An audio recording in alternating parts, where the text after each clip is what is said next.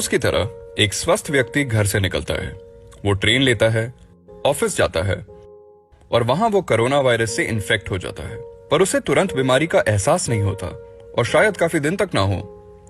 तो फिर वो फुटबॉल मैच भी देखने चले जाता है, जहां वो 2-3 और लोगों को भी अनजाने में इन्फेक्ट कर देता है। इनमें से ज्यादातर लोगों को हल्का इन्फेक्शन ही होगा, लेकिन उनमें से किसी एक को इन्फेक्शन की गंभीरता के कारण हॉस्पिटल ले जाने की जरूरत पड़ सकती है। पर वो पहले 3 इन्फेक्टेड लोग जिनमें बीमारी के लक्षण नहीं दिखे थे, वो फिर बाहर चले जाते हैं। वो ट्रेन पकड़ते हैं, ऑफिस जाते हैं और फिर काम के बाद बाहर घूमने जाते हैं, और इस दौरान वो कई और लोगों को इन्फेक्ट कर जाते हैं, जिनमें से 20% को हॉस्पिटल जाने की जरूरत पड़ेगी।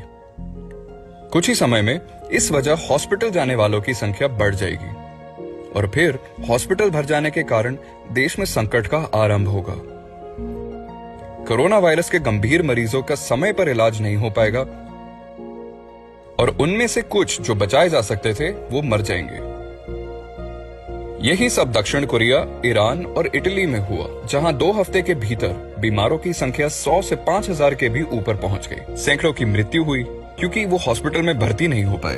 गंभीर मरीजों की बढ़ती संख्या के असली जिम्मेदार वो लोग हैं जिन्हें बीमारी के लक्षण महसूस नहीं हुए, पर वो अनजाने में बीमारी फैलाते गए। जिसका मतलब ये है कि जो लोग इन व्यर्थ मृत्यु से बचाने के लिए सबसे ज्यादा कर सकते थे, वो ये लोग हैं, यानी कि हम सब। कोरोना वायरस के फैलाव को धीमा करने के लिए आपको ऐसा बर्ताव करना पड़ेगा जैसे कि आप खुद वायरस से पीड़ित हैं। सार्वजनिक परिवहन, ऑफिस, भीड़ वाली जगहें और यहाँ तक कि छोटी सभाओं से भी दूर रहें, ताकि आप खुद वायरस से बचे रहें और उसके फैलाव को सीमित रखें। इसे कहते हैं सोशल डिस्टेंसिंग। अगर हम में से ज्यादा लोग सोशल डिस्टेंसिंग के अभ्यास में लग जाएं, तो वायरस के फैलने की गति काफी हद तक धीमी हो सकती है।